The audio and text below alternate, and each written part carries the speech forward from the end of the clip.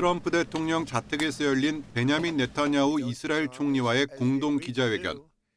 예상대로 동북아시아의 긴장을 몰고 온 중국의 7번째 타이완 포위 훈련에 대한 질문이 나왔지만 트럼프 대통령은 대수로운 일이 아니라고 평가했습니다. No, nothing worries me. But you Nothing. said where there's They've been exercises. doing naval exercises for 20 years in that area. 또 시진핑 주석과의 좋은 관계를 거듭 강조하면서 중국의 타이완 침공 가능성을 일축하는 듯한 발언도 했습니다. I certainly have seen it, but he hasn't told me anything about it, and I don't believe he's going to be doing it. 타이완에 111억 달러 규모의 무기를 팔기로 한 자신의 결정이 이번 사태의 발단이 됐지만 거리를 두겠다는 의지를 분명히 드러냈습니다. 앞서 미 국무부도 미국 방산업체 20곳을 겨냥한 중국의 제재와 관련해 대변인 명의의 성명을 통해 강력히 반대한다는 원칙적 입장을 밝히는 데 그쳤습니다.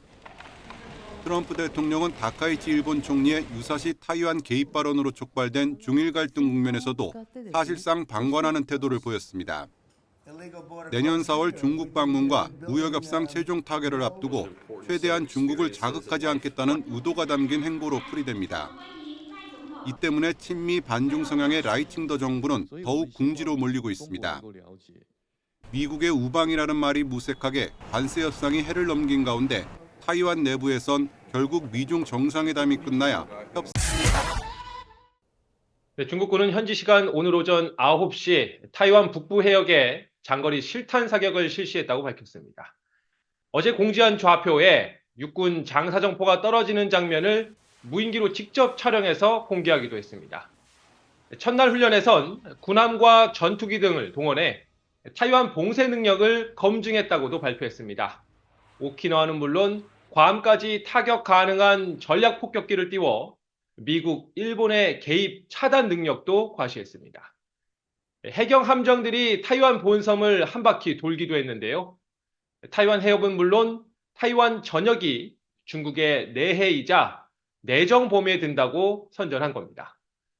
중국은 또 무인기로 촬영했다며 타이완 최고층 빌딩 타이베이 101을 찍은 영상도 공개했습니다. 타이완의 수도 타이베이 상공이 뚫렸다는 인상을 줄 수 있는 심리전인 셈인데요. 때마침 인근 타이중시에서 한밤중에 대규모 정전이 발생해 주민 불안과 혼란이 가중되기도 했습니다. 현지 당국은 지하 배전 설비 결함 탓이라며 1시간 반 만에 복구를 완료했다고 밝혔습니다. 타이완은 어떻게 지금 대응을 하고 있습니까? 네, 타이완 국방부는 어제 오후 3시 기준 중국 함정 32척과 군용기 89대를 식별했다고 발표했습니다. 함정 중엔 중국의 상륙 공격함 편대 4척도 포함되어 있었다며 감시 정찰 능력을 과시했는데요.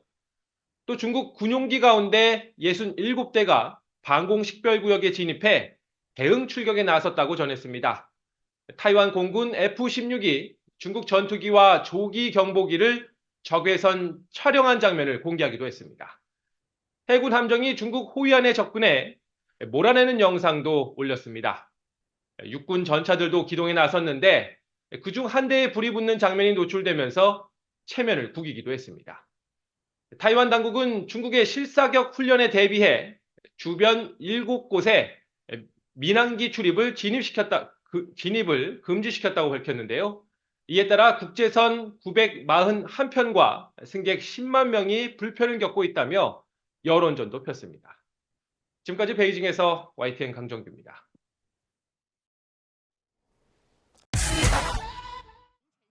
쿵징 500 조기 경보기와 제니10 스텔스 전투기가 하늘로 날아오릅니다.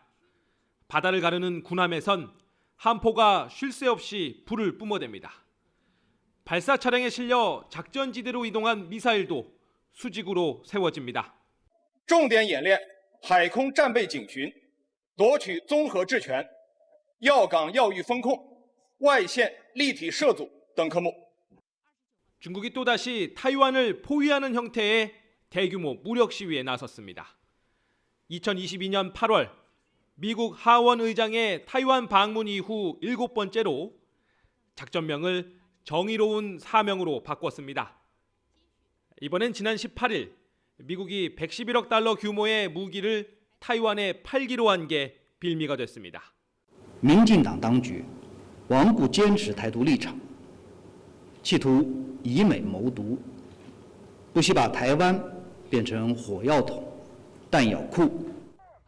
타이완은 중국의 비이성적 도발 행위로 규정하고 전투 대비 훈련으로 맞섰습니다. 중국이 국제 규범을 무시하고 주변국을 위협하고 있다고도 규탄했습니다. 무력 시위 명분인 하나의 중국 원칙을 거부하고 타이완을 독립국가로 주장하는 말로도 들립니다. 在我国周边实施针对性的军事演习，不仅粗暴破坏了台海以及印太区域的安全稳定现状，更是对国际法与国际秩序的公然挑战。 앞서 지난 4월 포위 훈련이 중국을 적대 세력으로 규정한 타이완 총통을 겨냥했다면 이번엔 일본 총리의 타이완 유사시 군사 개입 발언에 대한 경고 성격을 띈다는 해석도 가능합니다. 베이징에서 YTN 강정규입니다. 미국과 중국이 지난 10월 부산 정상회담을 계기로 무역 전선에서 휴전에 들어갔지만 다수의 미국 의원들은 미중 관계가 새해 다시 악화할 수 있다고 우려하는 것으로 나타났습니다. 미국의 정치 매체 폴리티코는 미 하원 중국 특위, 외교위 동아시아 소위, 의회 행정부 중국위원회 소속 의원 25명 이상이 대중관계에서 새로운 난기류를 경고했다고 전했습니다. 공화당, 민주당을 막론하고 의원들은 콩타이완 문제, 중국의 수출 통제, 군사 굴기 등 4가지를 향후 양국 관계를 결정지을 주요 요인으로 꼽았습니다. 대두 갈등은 올해 5월 중국이 미국산 대두 구매를 중단하면서 시작됐습니다. 당시 미국산 대두의 최대 수입국인 중국이 가을철 수확기를 앞둔 미국산 대두 주문 대신 아르헨티나 등 남미산 대두 수입을 늘리면서 미국은 대두 수출이 대폭 감소하는 타격을 입었습니다. 지난 10월 미중 정상회담으로 중국이 올해 말까지 미국산 대두 1,200만 톤 구매를 약속했다고 백악관이 밝혔지만 중국은 지금까지 해당 물량의 일부만 구매한 것으로 알려졌습니다. 스콧 베선트 미 재무장관이 이달 초 1,200만 톤 구매의 새로운 마감 시한을 2월 말로 밝혔기에 이 시기가 이 문제를 둘러싼 새로운 기준일이 될 것으로 보인다고 폴리티코는 전했습니다. 질 토쿠다 하원 의원은 대두 문제는 미국 농민과 소비자에게 직접적 피해를 주기 때문에 양국 관계의 가장 큰 변동성을 초래할 수 있다고 말했습니다. 중국의 타이완 공격 위협은 미중 관계를 급격히 악화시킬 수 있는 또 다른 뇌관으로 거론되고 있습니다. 중국은 지난 10월 새 군용 바지선 시스템을 공개했는데 이는 전차나 트럭을 타이완 해변으로 직접 하역할 수 있는 것으로 알려졌습니다. 9월 초당적 방중단에 참여했던 로칸나 하원 의원은 중국이 타이완에 대한 올가미를 점점 더 조이고 있다고 말했습니다.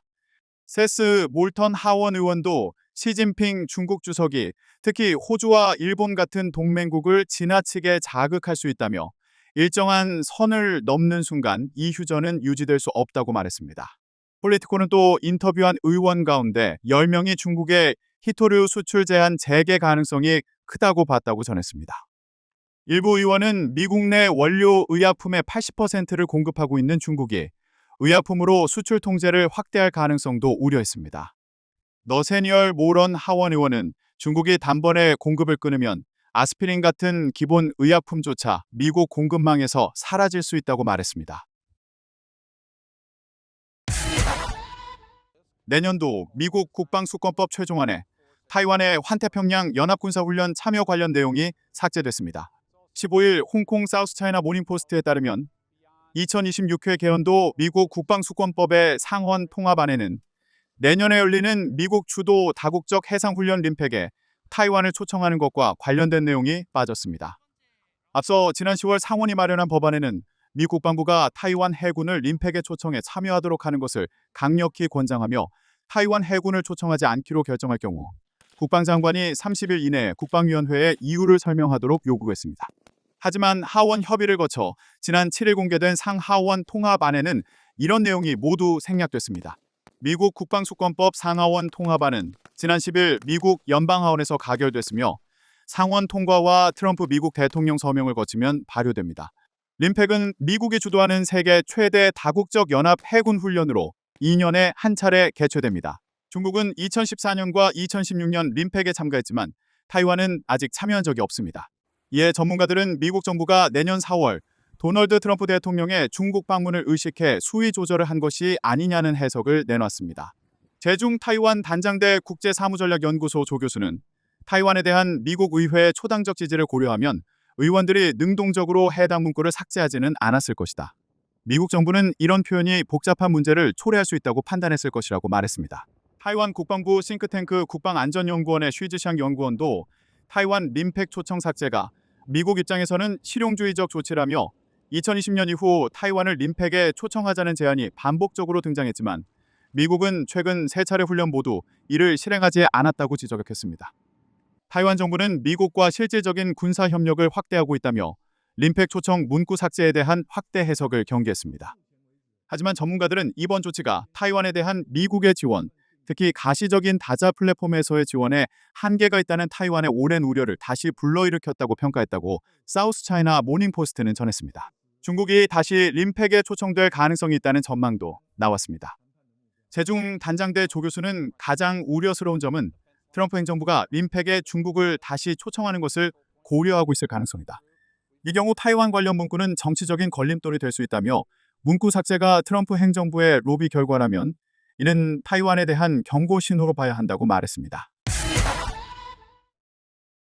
미 백악관이 발표한 트럼프 2기 행정부의 안보 전략 지침서 국가안보 전략입니다. 인도태평양 지역 안보에서 트럼프 행정부는 타이완 분쟁 억제가 최우선 과제라며 중국의 타이완 침공 차단에 주력할 방침임을 분명히 했습니다. 일본 큐슈부터 타이완, 필리핀 북부를 연결하는 방어선인 제1차 도련선에서 침략을 저지할 수 있는 군대를 구축할 거라며 동맹국의 집단 방어를 촉구했습니다. 타이완 유사시에 대비하기 위한 한국과 일본의 역할도 강조했습니다. 트럼프 대통령이 한국과 일본의 비용 분담 증가를 강력하게 요구하고 있다며 한일 양국의 국방비 지출을 늘릴 것을 촉구해야 한다고 밝혔습니다. South Korea is making a lot of money, and they're very good. They're very good, but you know, they should be paying for their own military. 트럼프 2기 행정부가 타이완 방어를 우선순위로 꼽으면서 주한미군 감축 가능성은 줄어들 수 있다는 분석도 나옵니다. 하지만 미국이 대중국 견제를 위해 동맹인 한국의 역할을 요구할 경우 중국도 압박에 나서면서 한중 관계가 어긋날 수 있다는 우려도 있습니다. 29페이지 분량의 트럼프 2기 국가안보 전략에서 북한은 단 한 차례도 언급되지 않았습니다. 지난 2017년 트럼프 1기 행정부 당시 국가안보 전략에서 한반도의 완전한 비핵화 목표를 명시하며 17차례나 북한을 언급한 것과 비교하면 큰 차이입니다. 트럼프 2기 행정부가 타이완 방어를 최우선 과제로 제시하면서 앞으로 미국과 동맹 현대화 협의 과정에서 방위비 분담 확대와 중국 견제 역할 강화를 요구할 가능성이 더 커질 것으로 보입니다. 워싱턴에서 YTN 홍상입니다.